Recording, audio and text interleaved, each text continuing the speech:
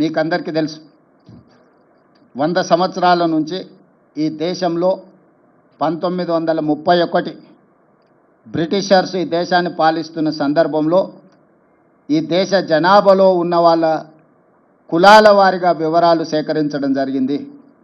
దాదాపుగా 100 సంవత్సరాల నుంచి ఇప్పటి వరకు మళ్ళీ ఈ పూర్తి స్థాయిలో సమాచార సేకరణ జరగలేదు.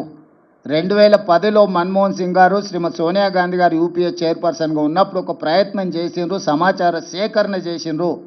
కానీ ఆ వివరాలు పూర్తిగా ప్రజలకు అందుబాటులోకి రాలేదు, ప్రభుత్వం ఆమోదించలేదు. నరేంద్ర మోడీ గారు ప్రధానమంత్రిగా బాధ్యత చేపట్టిన తర్వాత ఆ నివేదికను కాలగర్భంలో కలిపేసిండ్రు. ఈ 11 సంవత్సరాలు వారు ఎలాంటి ప్రయత్నం చేయలేదు. కానీ శ్రీ రాహుల్ గాంధీ గారు కన్యాకుమారి నుంచి కశ్మీర్ వరకు 150 రోజులు 4000 కిలోమీటర్లు మండు టెండల్లో మంచు కొండల్లో పాదయాత్ర చేస్తూ ఈ దేశ ప్రజలందరినీ కలిసినప్పుడు దేశ ప్రజల యొక్క ఆలోచన, దేశ ప్రజల యొక్క గుండె చప్పుడు విన్న రాహుల్ గాంధీ గారు స్పష్టమైన హామీ ఇచ్చిండు ఈ దేశ ప్రజలకు.